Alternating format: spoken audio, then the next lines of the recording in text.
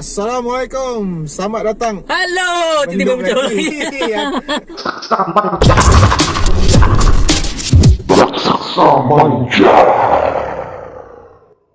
Assalamualaikum, selamat datang ke Raksasa Manja. Belum lagi? Dah lah, boleh lah, masuklah. Okay. Hai, Assalamualaikum, saya Zarul. Aku nak buat surprise. Okey. Tak apa, dah keluar, tak apa. Dah keluar tak apa. So, dah lama Raksasa Manja tak ada video baru. Dan saya pun dah lama juga tak muncul dalam Raksasa Manja. Saya rasa hampir 3 tahun kot rasanya. Untuk yang tak tahu, selain Bonnie, Amir, Raksasa Manja ada lagi seorang ahli. Ini dia, Zarul. Okay, dah lama Zarul tak menjoinkan diri. So, apa khabar? Apa cerita? Alhamdulillah baik dan bertambah sihat, bertambah berisi, bertambah cabi. Dengar sekarang nak buat badan? Oi, ini pun Tak boleh bergerak. tak boleh bergerak tangan kan. Workout sampai tangan jam. Okay. So hari ni setelah lama tak ada video, kita orang nak buat satu video yang borak-borak ya, mengenai topik yang agak famous di kalangan masyarakat Melayu Dan biasanya digemari jugalah di Nusantara. Di Nusantara, yes. Ya, benda yang evergreen. Topiknya apa, Zarul? Topik dia berkenaan hantu-hantu. Hantu. Hantu. In general, ya. kan? In general hantu. Ya. Cuma kita akan lebih spesifik kepada tajuk hantu yang pernah menjadi fenomena kat Malaysia. Maknanya yang pernah jadi bualan urban legend. Urban legend lah. Kan? So kita ambil info daripada mana, Zarul? Kita ambil info daripada lobakmerah.com. Okay. Info yang kita akan info baca yang ni akan bacakan adalah 7 hantu terkenal dalam masyarakat Melayu yang digunakan untuk menakutkan kanak-kanak. Biasalah zaman kita dulu kan, kadang-kadang maghrib, bila waktu maghrib katanya, bang, naik dah maghrib, nanti kena sorok dengan hantu. Hantu tut. Faham kan? So alright. Ini antara hantu-hantunya yang pernah menjadi bukanlah siolan. Takkan jadi siolan, yang pernah jadi bualan. Macam masa zaman-zaman ni memang aku pun pernah lalui. Maksudnya hantu-hantu ni tengah top kan, kita pun pernah rasa takut dengan benda ni kan. Macam orang dulu-dulu kan. Sekarang ni, zaman sekarang ni kalau buat cerita-cerita macam ni, orang gelak je lah kot kan. Zaman-zaman kadang budak pun media sosial macam ni tak takut juga dengan hantu sekarang ni kan. Hantu takut dengan hantu takut dengan budak. Okey, kita mulakan dengan yang pertama. Yang pertama ni hantu kom-kom. Hantu kom-kom ni kalau biasanya kita tahu jugalah kom-kom kan. Kom-kom tu apa? Kom-kom tu dulu masa aku dengar, masa orang bercerita pasal hantu kom-kom ni, dia kata kalau kita bagi salam, Assalamualaikum. Dia yang bagi salam. Dia bagi salam, betul? Kadang-kadang bunyi dia kalau kita bagi salam kan Assalamualaikum. Tapi yang kom-kom ni, hantu kom-kom ni, dia hanya bunyi kom. Macam kita kom. Kom. Dia tak Assalamualaikum. Kadang-kadang kita pergi rumah orang kan, Assalamualaikum. Tapi kalau kata arwah nenek dulu, kalau kom-kom ni biasanya kom dia sekali ataupun 2 kali. Dia takkan ada yang ketiga. Okey, cerita yang apa yang dia tulis kat sini? Apa yang ditulis kat sini, dia kata hantu kom-kom ataupun dikenali sebagai hantu purdah, dikatakan muncul apabila seorang wanita mengamalkan ilmu untuk mencantikkan wajah. Pakai tudung labuh lah. Berlitup. Lepas tu dia kata untuk mengamalkan ilmu untuk mencantikkan wajah. Namun akibat melanggar pantang, iaitu tidak boleh melihat cermin selama 10 hari ataupun sebulan, wajah tersebut berubah jauh. Maknanya dia ada ilmu lah. Dia ambil ilmu yang betul. Pantang dia katanya, bila dia ambil ilmu tu tak boleh tengok cermin selama 10 hari ataupun sebulan. Tapi bila dia langgar pantang, dia kata dia jadi hodoh lah. Lepas tu dia kata ia sangat menakutkan apabila mula mengetuk rumah mangsa dan menyebut kom-kom sambil mengenakan penutup muka. Okay. So apa point dia ketuk rumah orang tu? Tak ada tulis? Tak ada tulis. Tapi dekat sini dia kata memang tak ada tulis. Tak tahu point dia untuk, contoh kalau kata nak ambil nyawa orang, kita pun tak tahu lah. Kan dia nak cantikkan wajah dia balik, yes. Kena ketuk rumah orang. Tapi dalam ni pun dia tak ada cerita lah. Mana tahu dia ketuk nak minta lotion muka kan, nak foundation kan, foundation, make up kan. Bedak compact. Okay, next one. Ini yang tadi tu aku tak familiar sangat. Yang ni aku sangat familiar. Hantu susu. Okay, ini sangat top lah. Ini era 91, 92 tak silap. Kau umur apa tu? 4 tahun. 92, 4 tahun. Tapi kau tahu pasal benda ni Tahu. Sebab benda ni kan evergreen, dia sentiasa daripada mulut ke mulut sampai sekarang. Kisah hantu susu ini dikatakan juga agak terkenal pada suatu masa dulu. Ia difahamkan telah terjadi di kawasan Taiping apabila seorang ustazah sedang mengandung anak sulung Ustazah tersebut Ustazah tersebut diceritakan rajin mengaji pada setiap malam. Namun malangnya dia mempunyai suami yang kaki judi. Lebih menyedihkan, ustazah tersebut akhirnya dikatakan meninggal dunia bersama bayi yang dikandung semasa hamil. Suami yang gila ingin mendapatkan nombor ekor telah gali kubur isteri dia tu, membelah perut isteri dan mengeluarkan bayi mereka untuk membuat pemujaan. Oleh sebab itu dia dikatakan roh ustazah tersebut tidak aman dan merayau-rayau dan so on. So aku baru tahulah sejarah dia ni. Sebab ni sebelum kita dengar, aku dengar yang dia ketuk rumah orang minta susu. Itu dia punya urban legend dia. Apa yang kau ingat? Kalau dia hantu susu ni, dia sama dengan hantu yang satu lagi tu ke? Bukan, belum. Belum. Ada. Okey. So maknanya dia ada susu yang minta susu dengan susu lain. Nanti. Itu tak ada kena dengan susu. Okey, faham. Itu dia pembekal susu dia. Okey. Yang aku ingat dia ketuk rumah orang, dia bawa baby. Alright. Dia bawa tapi tak nampak. Dia tutup dengan kain. So ketuk minta susu. Nak susu. Susukan anak dia lah kiranya. Okey, faham. Lepas tu orang nak bagi dia susu, dia bagi pegang anak dia. Okey. Orang pegang anak dia tengok batu Yeah. nisan. Dia tukar jadi batu nisan. Okay, faham. Itu je yang aku tahu. So aku tak tahu sejarah ni apa semua. So dekat sini aku macam merepek lah. Aku dengar benda ni kan macam dia kata roh ustazah tu tak tenang bangun balik. So dalam Islam, roh takkan kembali ke alam fana kita lah. Dia tak ada istilah roh yang tak tenang ni, tak ada kan. No such thing. So benda-benda yang hantu ni semua adalah syaitan lah, dan jin, yes. permainan dia orang. So kita kena declare dulu benda tu. Okay, ada apa-apa nak tambah kat hantu susu ni? Oh, tak ada. Okay, kau tak sabar nak hantu yang lain satu lagi. Sebab kita pun nak tahu kan. Okay, ni pun top ni. Okay, next, hantu lilin. Okay, hantu lilin ni baru hari ni saya tahu rupanya ada hantu lilin. Oh, kau tak tahu? Tak tahu. Okay. Tapi tadi sebelum saya baca hantu lilin ni, saya baru nak cakap tentang hantu bersuluh.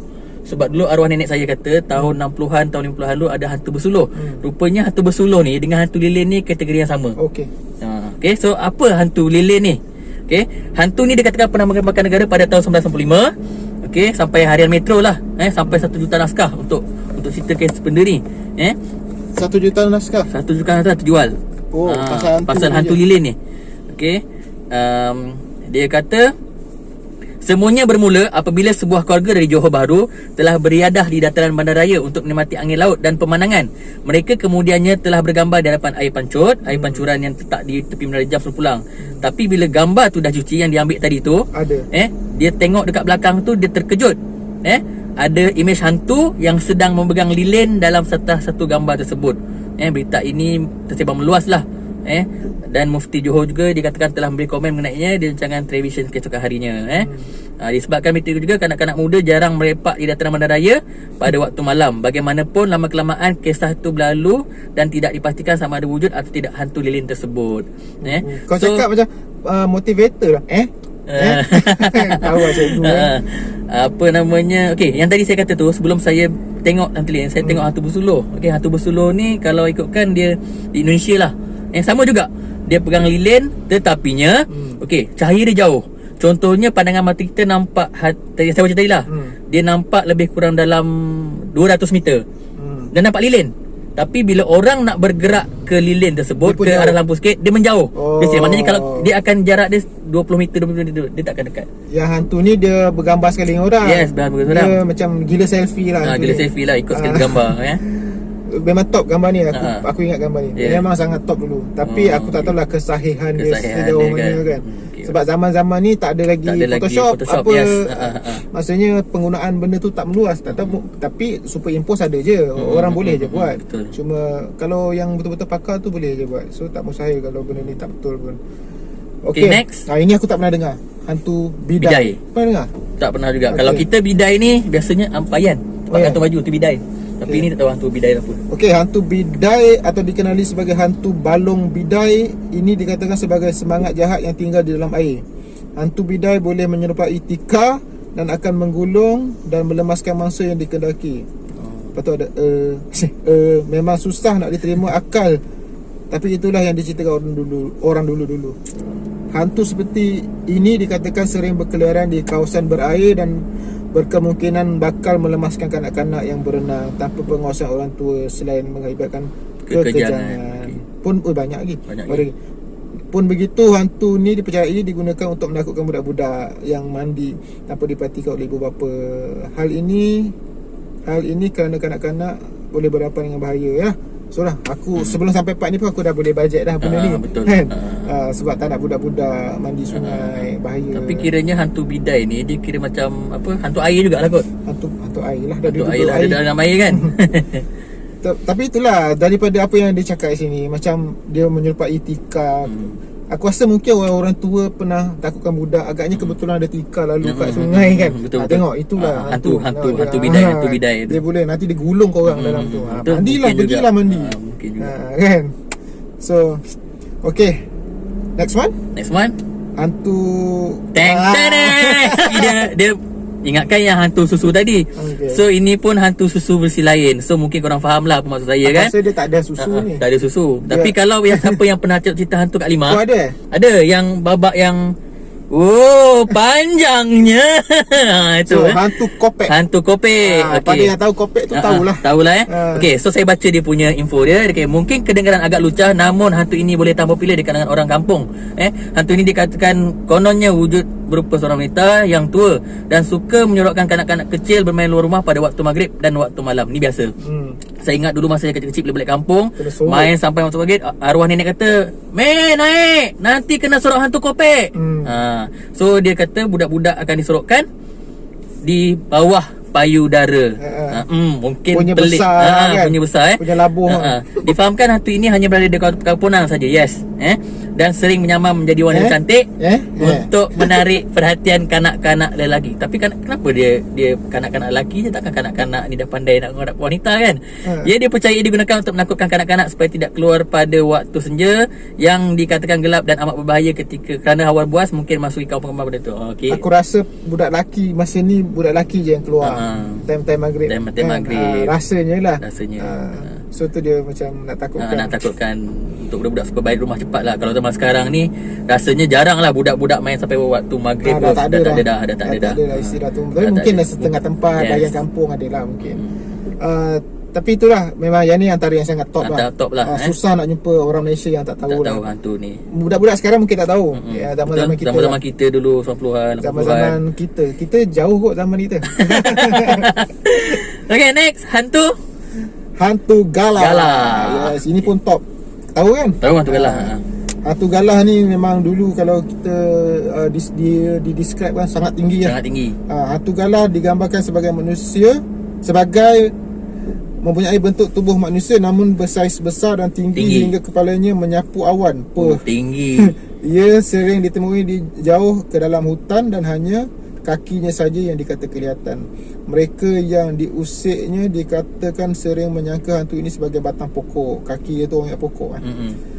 Kakinya diceritakan berbulu panjang dan mangsa tersempat dengannya pada waktu malam apabila sedang bersandar dan memegang kakinya atau melalui jarak antara kaki. Lalu akan kengkang lah. Kisah hantu ni direka-reka dengan niat menakutkan kanak-kanak supaya tidak memanjat pokok pada waktu malam dan itu dia. So tak banyak yang aku ingat lah pasal yang aku yang aku tahu tinggi dan macam tadi lah kaki. Kalau nampak pun kaki je. Cumanya itulah bila dia kata dia kata yang ni saya tertarik lah. Kisah hantu ni direka dengan niat untuk menakutkan kanak-kanak supaya tidak memanjat pokok pada waktu malam. Betul, zaman dulu tak ada hiburan. Zaman sekarang ni budak-budak main tab, main game online apa semua. Zaman zaman kita dulu kot agaknya malam-malam panjat pokok. Panjat pokok malam-malam. Siang tak apa lagi. Siang tak apa lagi malam. Apa dia buatnya? Kenapa korang? Kenapa korang panjat pokok? Korang tu kita kot. Aku panjat pokok siang ni. Itulah malam-malam panjat pokok kan. Apa masalah dia? Dahsyat untuk budak-budak ni. Okay, so next, harimau jadian. Ini pun agak macam ini pun agak tak familiar lah. Tapi kalau dulu dia tapi pernah dengar lah. Yes, pernah dengar harimau jadian. Tapi dia tak stop hantu susu tadi. Hantu Galah panjang. Galah panjang. Biasanya kalau harimau jadian ni, kalau ikutkan dia untuk ilmu lah. So kita baca dulu. Harimau jadian mengikut budaya Melayu dan orang asli merupakan jenis ilmu yang membolehkan penuntutnya bertukar menjadi harimau apabila kaya. Dia macam serigala jadian kot, werewolf. Tapi ini dia harimau jadian versi Malaysia lah. Ilmu ini dikatakan membantu pemakaiannya mempertahankan diri dan memudaratkan musuh. Namun bagi penuntut ini, mereka harus membuang ilmu mereka atau mewariskan kepada keturunan mereka sebelum mati. Macam cerita saka lah macam cerita waris jadi hantu dulu kot. Kerana bimbang pemakainya akan mengalami keselamatan kemudian. Maknanya siapa yang nak untuk ilmu ni, selagi dia tak pas kepada orang lain, siksa dia tak boleh mati kot. Walau bagaimanapun terdapat cerita yang mengatakan kisah ini direka untuk menakut-nakutkan orang lain yang mengganggu tanaman atau keselamatan orang yang didakwa memiliki ilmu tersebut. Okey, faham. Pada tahun 1930-an juga masih banyak harimau terdapat di Malaysia. Kadang-kala haiwan ini kerana mereka kampung pada waktu malam. Hal ini yang menimbulkan tuduhan bahawa harimau telah dipelihara oleh seorang dalam kampung tersebut. Cerita ni dia macam menakut-nakutkan orang lah. Contohlah kalau katakan nama dia Haji Leman lah kononnya kan. Haji Leman ni dia ada kebun. Ada kebun, lepas tu dia nakutkan dibela hantu ke harimau ke apa. Itulah kot agaknya. Sama ada betul atau tidak ucapan tersebut, kita sebagai seorang beragama Islam sepatutnya meletakkan separuh kepercayaan kepada Allah SWT dan meninggalkan perkara yang syirik. Elakkan daripada mempercayai perkara ini berlebihan kerana ia adalah rekaan semata-mata. Betul. Kadang-kadang kita untuk menakutkan budak-budak zaman masa dululah, biasanya untuk elakkan benda-benda macam ni, macam ajaran ilmu hitam, saka. Sebab benda-benda tu syirik. Yes. Syirik ni ada satu dosa yang besar. Memang besar. Kita tempah tiket straight ke sebab bukan ke fanfare kalau maksudnya kalau kita tak bertaubat kan. Ya, kalau kita bertaubat, dia tak ada isap dah. Dia terus straight bekas tu. So jauhkan jumpa bomoh ke apa-apalah yang menyekutukan Allah. Elakkan pakai tangkal ke apa, tolonglah. Ataupun kita sakit hati dengan orang, kita buat orang, jangan tak berbaloi. Okey, dah kalau yang dah buat, korang bertaubatlah. Pintu taubat masih terbuka selagi kita masih bernyawa, insya-Allah. Ustaz lagi. Okey, so itulah memang rata-rata untuk menakutkan budak-budak lah kan. Kalau kita tengok pada awal tadi pun, daripada kita bermula tadi dengan hantu kom-kom sehinggalah ke harimau jadian tu, kebanyakannya untuk menakutkan kanak-kanak lah. Kanak-kanak. Pasal budaya kita ni memang banyak benda-benda selain kalau hantu pun macam pantang larang. Macam kau jangan nyanyi dekat dapur, nanti kahwin dengan orang tua. Kau jangan bersiul pada waktu malam, takut ular masuk rumah contohnya. Semua tu berlapik. Sebenarnya dia punya message dia lain. Objektif dia sebenarnya lain. Tapi cara dia tu dengan orang Melayu lah, tak tahu lah. Itulah dia orang Melayu, keistimewaan orang Melayu kan. So ada tak selain ni apa-apa yang kau ingat, kalau ada lagi? Selain ni, kalau pengalaman saya kadang-kadang pernah nampak dulu sewaktu zaman saya belajar lah, belajar di universiti, waktu lebih kurang pukul 12 ke atas. Kebetulan kami 5 orang dan 5-6 orang serumah naik basikal nak pergi kedai mamak lah. Waktu tu bulan penuh, tengah kayu basikal, dalam 5 orang tu kayu basikal, bulan penuh. Saya pandang bulan dan kebetulan pula waktu tu, nak dijadikan cerita, saya nampak satu penampakan ataupun entiti yang tengah terbang terbalik. Berbaju warna putih, maknanya kan biasa dia menghadap atas lah. Yes, maknanya biasa kalau kita tengok Superman terbang macam ni kan. Yang ni kita nampak dia dari belakang. Saya tengok jarak dia berapa jauh tu? Jarak dia kalau tengok dalam 100 meter, sebab dia tak nampak besar. Jauh juga. Tapi dia menghala ke satu rumah kosong lah. Saya tengok, saya memang nampak, tapi perasaan takut tak ada. Saya macam tergamam, macam terpaku, macam terpukau dengan pemandangan sebab macam dia terbang balik. Lepas tu kawan tepuk, Amin, nama dia Amin, tepuk. Tengok balik. Dia kata, "Oi Zarul." Dia tepuk. Sebab pada saya, dia tepuk saya tu, ingatkan dia kata jangan tengok benda tu. Okey, sesampainya saya di kedai mamak, saya tanya Amin, "Min, ang nampak ke apa yang aku tengok tadi?" "Nampak apa?" dia. "Tu yang terbang terbalik." "Oi, gila hang," kata. Kau kat mana masa ni? Waktu tu kau asal cakap utara? Oh tak, dia lah. dia cakap utara. Saya pun cakap dia dekat utara dia kan. So dia kata, aku ingatkan kau nampak tadi Min, cakap kan. Itu lah, aku tengok hang hayal tengok atas, aku tepuk lah. So saya ingat waktu tu dia ingatkan, dia larang saya tengok benda tu lah. Tapi alhamdulillah lah, saya waktu tu tak ada perasaan takut. Seram tak? Kita macam tengok apa pasal terbang terbalik. Itulah daripada pengingat saya kan. Aku pun ada pengalaman. Tapi aku tak nampak hantu lah. Direct lah. Tak nampak direct, tapi bukan hantu lah. Tak tahulah. Orang kata dulu kan, kalau kita nak hantau-santau ke apa, tertuju. Faham. Tertuju. Tahu tu. Apa yang kau faham? Faham tuju tu maknanya contoh kalau kita nak hantar ke orang. Macam mana bentuk dia? Api. Api. Macam berbola fireball api. Yes. Kan? So zaman tu 90-an 94 95, aku selalu lepak malam-malam Malam lah. kan dengan budak-budak dekat kawasan flat. So selalu aku akan bukan selalu lah, ada beberapa kali, 3 kali, 2-3 kali nampak benda tu. Dia macam selalunya nampak jauh, bila kita tengok Dia pecah. dia pecah. Dia So orang kata benda tu bila dia pecah dia tak sampai. dia tak sampai. Dia tegak tak boleh rumah saya. Yes. dia tak boleh ada orang tengok. Tegak tu. Tapi yang paling best aku nampak dekat dia macam flat 4 tingkat, Okey. jarak dia Oh, tak okey, tinggi kan? tak tinggi betul. So betul-betul flat. Masa tu flat by duri, flat polish tau. So betul-betul atas flat. Dia lalu, Dia lalu besar, nampak Oh. jelas bola api tu. Macam biasalah aku tengok je. Puff pecah. Eh, Sebab dia mungkin pantang dia benda tu kalau kata tak nak boleh orang pergi nampak. orang nampak. So kira paling aku encounter paling dekat dengan entiti itulah benda tu. Yang aku nampak dengan mata Kalau aku. pengalaman saya banyak lagi lah. Tak tahulah mungkin Itu kau buat dalam Zaro review lah. ada review lah, InsyaAllah. Itu sikit je. Okay, Zarul ada juga channel Zarul Review. Zarul Review. Baru je lagi. Okay, nanti korang boleh lah pergi support dia. Okay. Dan aku pun ada Bob Perspective. Nanti boleh juga subscribe. Dan lagi satu Bonnie Inobi Trio. Tu Bonnie nak cakap apa? Oh ni nak cakap apa? Anything else? Okay, sampai Okay. sini saja dulu. Tak tahulah bila next Rasa Maja punya video akan Okay, ada. InsyaAllah lepas ni ada lagi. Harap-harap jumpa lagi, senang lagi nak jumpa Zarul. Kita boleh buat next content. Okay, that's about it. Okay, terima kasih daripada saya Zarul. Bob Hairi. Assalamualaikum. Ciao. Cut. Manja.